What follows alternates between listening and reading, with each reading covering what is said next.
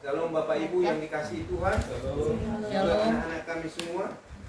Hari ini firman Tuhan saya akan bacakan bagi kita dari Mazmur 146 ayat yang ke-5. Bahagialah orang yang mempunyai Allah Yakub sebagai penolong, yang harapannya pada Tuhan Allahnya. Saya baca sekali lagi. Berbahagialah orang yang mempunyai Allah Yakub sebagai penolong, yang harapannya pada Tuhan Allahnya. Amin. Bapak Ibu, anak-anak kami yang kami kasihi, kita ini selalu membutuhkan penolong, dan kita ini memerlukan harapan dalam hidup kita. Tanpa itu kita sulit untuk berjalan, untuk hidup, dan untuk berusaha sendiri. Dan ada banyak orang yang juga memilih untuk berharap dan memohon pertolongan kepada Tuhan. Tetapi ada juga yang tidak memerlukan. Bapak Ibu yang dikasihi Tuhan, kesaksian yang dikisahkan di dalam firman Tuhan tentang teks ini, ada banyak yang kita lihat. Sebagai contoh adalah keluarga Nuh. Dunia ini sebenarnya atau memang sudah ada di dalam genggaman kejahatan, di mana ada kekerasan, di mana ada ketidaknyamanan, di mana ada penyakit yang bisa mengganggu kesehatan umat manusia seperti yang terjadi saat sekarang ini, pandemi yang menyusahkan banyak orang, bahkan mematikan jutaan orang di dunia ini, dan sempat menakutkan lebih banyak penduduk dunia ini. Hal yang sama terjadi pada masa yang lampau. Keluarga Nuh misalnya, ada banyak keluarga-keluarga di dalam Alkitab, termasuk keluarga Yakub, yang percaya untuk bisa menaruh harapannya, menaruh pertolongannya kepada Tuhan yang kuat, kepada Tuhan yang sanggup memberikan kehidupan dan perlindungan dan penyertaan dalam menghadapi dunia yang keras, dunia yang menakutkan atau menyusahkan itu. Ya, memang Allah sejak awal mau menyediakan dunia yang nyaman, dunia yang membahagiakan, dunia yang menghidupkan. Itulah yang kita tahu di dalam Alkitab yang disebutkan Taman Eden. Di sana ada air yang menghidupkan, air yang diperlukan. Di sana atau sungai, di sana ada makanan yang disediakan. Dan di sana kita tahu semenjak awal tidak harus ada kerja keras, hanya percaya dan mematuhi perintah Allah saja. Percaya dan mematuhi firman Allah saja, mentaatinya cukup. Tetapi kemudian berubah sehingga harus bekerja keras sampai sekarang ini. Kalau Bapak Ibu memperhatikan hidup sebagai seorang petani di Indonesia ini, yang banyak menjadi petani, bagaimana mereka mengusahakan tanah supaya bisa menghasilkan buah, menghasilkan makanan yang kita butuhkan, yang dibutuhkan oleh umat manusia di dunia ini. Bagaimana sulitnya mereka. Dan kalau kita melihat langsung seperti sekarang ini, kalau mereka menanam, ditanam saja tidak cukup. Ditanam saja tidak cukup. Sejak awal mereka harus memilih bibit yang baik. Kemudian mereka harus mengolah tanah atau tempat bibit itu atau tanaman itu untuk ditanam. Mereka harus memupuk tanaman itu. Mereka harus merawat tanaman itu. Baru-baru ini kita berkunjung ke rumah, ke ladang warga. Ada warga yang kita menganggap mereka saudara kita juga, walaupun mereka bukan anggota majelis orang Kristen, dan walaupun mereka juga belum percaya kepada Yesus, tapi kita ada berjalan dan mampir di kebun-kebun mereka. Ketika kita mendengarkan mereka seperti kebun jeruk itu, ibu itu bilang kalau mereka tidak memupuk jeruknya itu 2 kali dalam setahun minimal, 2 kali dalam setahun, maka tidak akan keluar buah yang diharapkan. Itu pun mereka harus menyediakan semprot pengusir hama atau pembunuh hama, baik yang ada di daun dan juga yang ada di batang. Jadi ketika kami melihat di situ, itulah bagaimana orang harus bekerja keras di dunia ini. Dan kalau berjalan mulus seperti itu, puji Tuhan, mereka masih bisa menjual walaupun harga tidak sesuai dengan yang mereka harapkan. Tetapi ada banyak yang terjadi lebih keras daripada itu di dunia ini. Kemarin kita mendengarkan dari keluarga kita di daerah Sentani itu, penduduk yang ada di perumahan, salah satu perumahan yang ada di sana, penduduknya diusir, rumahnya digempur dan disuruh pindah semua orang-orang situ. Kita berpikir mereka kalau warga biasa saja seperti kita, ya bisa saja, tapi di antara mereka ada yang aparat dan mereka juga diusir.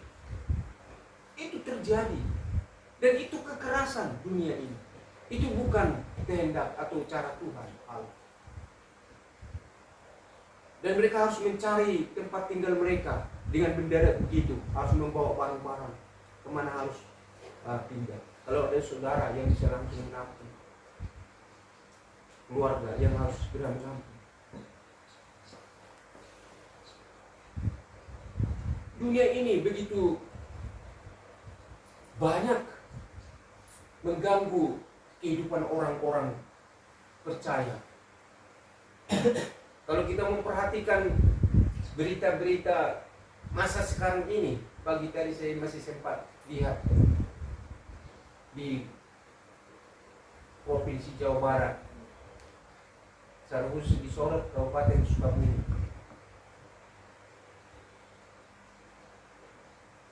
Ada keluarga-keluarga yang baru minggu ini banyak sekali yang harus meninggalkan keluarga, bercerai karena keadaan pandemi sekarang. Tidak ada pendapatan penghasilan dan terjadi kekerasan, dan mereka tidak kuat untuk menghadapi, tidak ada pengharapan, tidak ada penolong bagi mereka. Berputus asa dan akhirnya mengambil jalan sendiri-sendiri, meninggalkan anak-anak, meninggalkan suami atau meninggalkan istri. Dan di sana terjadi tercerai berai, bukan kesatuan seperti yang Allah inginkan, yang Yesus doakan. Dunia ini kejam. Kalau kita tidak mempunyai pegangan hidup sebagai pengharapan dan juga penolong kita. Nuh pun seperti itu pada waktu itu. Sekiranya tidak percaya kepada Allah sebagai penolongnya, kita tidak tahu apakah Allah akan mengulang menciptakan manusia kembali.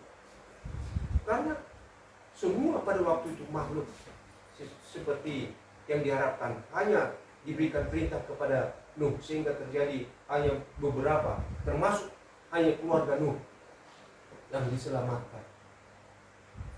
Kalau dia sama seperti dunia ini yang dikatakan hidup di dunia ini, hidup pada masa waktu itu, karena orang mencari jalan kekerasan, dan itu diulang-ulang sampai Allah melihat ini buruk sekali, sehingga berlanjut terus sampai dalam perjanjian baru diulangi. Yesus juga melihat ini kekerasan, sehingga sampai sempat terjadi Yesus menghadapi kekerasan dengan cara keras, dengan mencambuki orang di bait suci. Kenapa? Karena rumah doa bukan diperlakukan sebagai rumah doa, dibikin jadi tempat berdagang ternak segala macam di situ.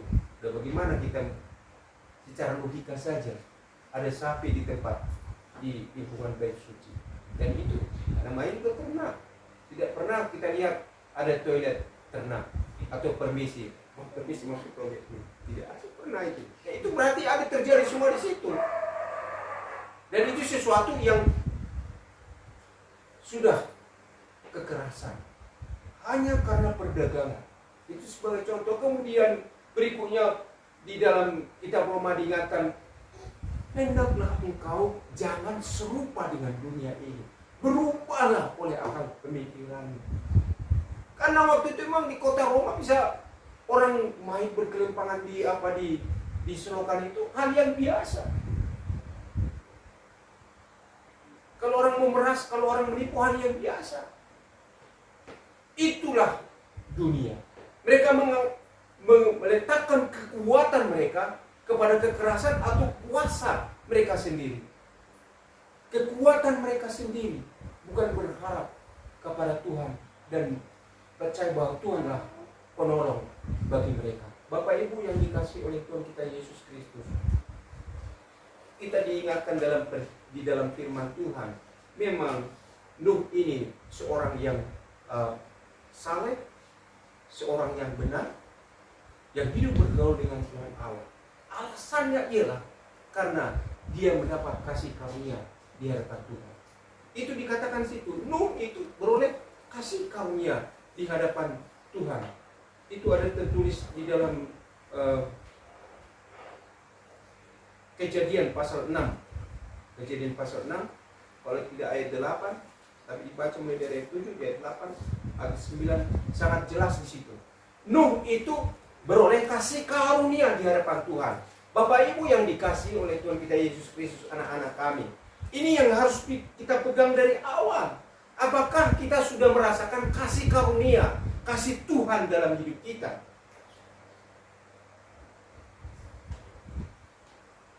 Nah, kalau ditanya, itulah kesaksian hidup. Itulah pergumulan dan kesaksian hidup pribadi-pribadi.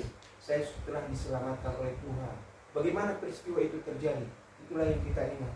Bagaimana peristiwa bahwa saya telah memilih untuk percaya kepada Yesus yang mengasihi saya. Itulah yang kita pegang. Untuk percaya bahwa kita sudah beroleh kasih karunia di hadapan Tuhan. Amin. Amin.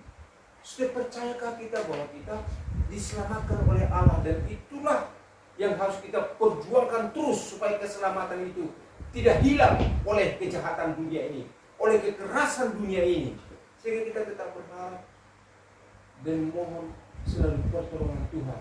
Karena kalau kita di dalam kasih karunia, kita berharap pada Tuhan, percaya kepada pertolongan Tuhan, maka sama seperti yang Allah lakukan bagi kita, bahwa Dia akan melindungi kita, Dia akan menyertai kita. Amin. Dia akan menolong kita. Karena apa? Itu adalah janji Allah. Sebagai contoh, Yesus katakan kepada orang yang sudah susah dalam hidupnya. Ada yang sampai kelaparan sampai sore hari mengikut Dia. Ada yang tidak bisa berjalan, ada yang tidak bisa melihat, ada yang sakit puluhan tahun, bahkan ada ibu yang kehilangan anaknya satu-satunya karena telah meninggal. Mereka ini berharap pada pertolongan Tuhan. Dan Yesus katakan kepada orang-orang ini, dan orang-orang ini datang. Yesus berkata, datanglah kepadaku yang letih dan lesu, yang berbeban berat. Maka akhirnya kamu akan merasa lega dan bebanmu menjadi ringan. Itu firman dan kata Yesus. Dan kita percaya itu. Semua kita pernah menghadapi beban berat, pemikiran yang berat, tubuh yang letih lesu. Tapi itulah kita datang kepada Tuhan. Seperti pandemi ini, ada banyak orang yang semakin lebih dekat dengan Tuhan. Amin. Tetap berdoa, percaya kepada Tuhan. Tapi kalau kita dengar, ada juga orang yang libur, memaknai atau mengerti tidak boleh berkerumun itu salah. Artinya apa? Ketika ibadah itu dia berpikir bahwa ibadah itu berkumpul bersama di dalam gereja atau suatu tempat yang ditentukan. Tapi ketika diberi pengumuman bahwa tidak bisa berkumpul, mereka berpikir bahwa ibadah libur. Dia tidak beraktivitas. Sehingga banyak persoalan yang sulit. Sampai akhirnya menelepon. Bagaimana ini? Bagaimana ini Pak Pendeta? Ya kita tahu memang. Kadang-kadang kalau seperti disebutkan JOM atau apa namanya itu belum tentu semua orang punya HP yang Android atau yang bisa memenuhi fasilitas itu. Karena HP masih telepon biasa saja. Tetapi maksudnya ialah bahwa ibadah kita itu bukan hanya hari-hari gerejawi besar, bukan hanya pada hari Minggu saja, tetapi setiap saat di dalam hidup kita. Dimanapun kita sedang berada, sedang di perahu kah, sedang di atas pohon kah, sedang di rumah kah, sedang dalam perjalanan kah. Saya mendengar nasihat dan perkataan seorang kita bilang Bapak Gereja Metodis Indonesia. Dia sampai bilang, kamu keluar dari gereja ini, pergi ke kamarmu di asrama, sambil berjalan pun kamu berdoa kepada Tuhan. Artinya apa? Bahwa komunikasi kita, bahwa hidup kita ini tidak pernah libur dalam soal ibadah. Tapi ibadah bersama mungkin bisa seperti masa sekarang ini, masa-masa yang lalu itu bisa terhalangi. Tetapi hubungan pribadi buat kita sendiri seperti yang dialami oleh Yakub, seperti yang dialami oleh Daud, seperti yang dialami oleh Nuh, itu terus berjalan dengan baik. Apa yang dilakukan oleh Nuh misalnya itu? Apa yang difirmankan Allah, maka ditaati dilakukan oleh Nuh, persis seperti apa yang telah difirmankan oleh Allah. Anak-anak kita inilah anak-anak yang diberikan Tuhan, yang juga mereka berharap kepada kita, memohon pertolongan, mengharapkan pertolongan kita seperti kita berharap dan mengharapkan pertolongan Tuhan bagi kita. Karena bagi mereka belum memahami sesungguhnya sedalam apa iman itu, percaya kepada Allah itu. Mereka hanya melihat kita, orang yang sebagai orang yang percaya. Mereka ini mentaati, menghormati orang tua. Itu sama dengan mereka mentaati, menghormati Tuhan Allah. Itu tepat. Itulah sebabnya yang terjadi dalam keluarga Nuh, bahwa anak-anaknya, menantunya mendengarkan Tuhan Allah. Oleh karena orang tuanya ada di sana. Jadi demikian juga dengan anak-anak kami, baik yang masih kecil seperti si Jerry, ya, si Wesley, mulai masuk remaja, yang sudah remaja, yang sudah pemuda dewasa, keluarga-keluarga muda, mentaati orang tua, bapak ibu mertua, orang tua kita, menghormati mereka. Itu sama dengan menghormati Tuhan Allah. Kalau kita melawan, banyak orang-orang gampangan akhirnya dilepaskan orang tua. Kami sangat terkejut ketika di Tanjung Pinang itu. Ada banyak anak-anak yang akhirnya ada jambu di belakang rumah itu, kok malah mereka ngambil jambu pagi-pagi itu karena kelaparan. Nah, ini kenapa anak begini? Kok sampai kurus begini? Kok sampai begini mereka ini? Bukan karena miskin mereka, bukan. Karena ternyata di situ datang Satpol PP bersama orang tuanya. Di situ kita lihat di depan, karena ada pasar di depan itu, ditangkap mereka. Di situ kita sama-sama mendengarkan. Anak-anak itu adalah anak-anak yang melawan orang tua. Orang tuanya kaya, mereka mau ingin hidup bebas, dan itu sangat terkenal waktu itu. Anak-anak mereka sebutkan di situ waktu itu. Saya tidak tahu kalau Pak Elen. Mereka bebas. Mau jam berapa mau tidur, mau kemana mereka pergi, terserah.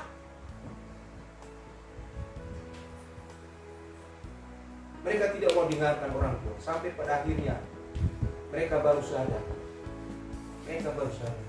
Mau mandi di mana, mau tidur nyaman di mana. Karena ada sampai naik-naik ke tembok pasar itu. Yang namanya pasar ibu, mau tidur di mana, tidak nyaman. Mau cari makan di mana? Mereka mungkin ada teman-teman yang baru ada masih banyak uangnya. Dan lama-lama habis. Mau berapa lama bertahan? Dan pada akhirnya mereka tahu bahwa mereka harus menghormati, mengasihi orang tua mereka yang menolong mereka. Dan mereka harus percaya bahwa orang tua mereka adalah penolong bagi hidup mereka, yang mengasihi mereka. Jadi oleh karena itu, kita ketika menyerahkan sepatu itu beberapa kepada anak-anak di sekolah itu, karena di sekolah itu disebutkan apa pesan dan nasihatnya bagi anak-anak. Dan menyapa itu pada anak-anak itu semua. Sayang sama bapak sama ibu di rumah, sayang, mengasihi mereka. Maka juga di sekolah sama guru juga seperti itu. Tidak melawan orang tua, tidak melawan bapak ibu guru. Karena bapak ibu guru mendidik, mengajari. Dan tidak pernah kita tahu orang tua atau guru, kalau mereka di dalam Tuhan tidak pernah menjerumuskan anak-anak. Mereka pasti mau memberikan yang terbaik bagi anak-anak mereka yang mereka kasih. Mereka memikirkan yang terbaik bagi anak-anak. Dan itulah kita sampaikan. Mereka sangat senang sekali. Ada di antara anak itu dua yang kita lihat langsung. Satu anak itu sudah 2 tahun tidak pernah ganti sepatunya. Jadi di depannya itu sudah jebol karena jari-jarinya keluar, sudah terlalu panjang kakinya, jari-jarinya itu. Sepatunya sudah pendek, jadi sampai jebol di depan, jari-jarinya sudah keluar. Pas dipasang sepatu itu baik sekali, bagus sekali dia. Anak itu lagi-lagi dia semakin ganteng dia. Kami lihat, oh pas ini sepatunya untuk kamu, ukurannya pas. Di sekolah dia pakai, dia sangat berterima kasih. Dia merangkul ibu gurunya. Dia berterima kasih. Kita bilang berterima kasih. Ini adalah orang yang mengasihi dia, dokter yang mengasihi dia. Ada juga anak laki-laki yang sepatunya dipakai saudaranya di Jayapura. Karena sepatu mereka hanya satu. Jika sepatu dia pakai saudaranya itu, dia ke sekolah akhirnya pakai sendal. Dia pakai sendal di sekolah. Dan kita tahu koordinasi kita di sekolah memang harus memilih orang-orang kriterianya itu mereka yang sangat memerlukan, itu satu. Kemudian mereka yang sungguh-sungguh rajin ke sekolah, itu mereka yang mengasihi orang tua dan mengasihi bapak ibu gurunya. Itu yang kemudian tidak semua anak sekolah itu memperolehnya. Karena memang anak sekolah itu ada juga anak-anak yang berkecukupan. Mereka mau butuh sepatu merek apa, mau berapa, mereka bisa ke Mall Jayapura ini. Mereka bisa dapatkan.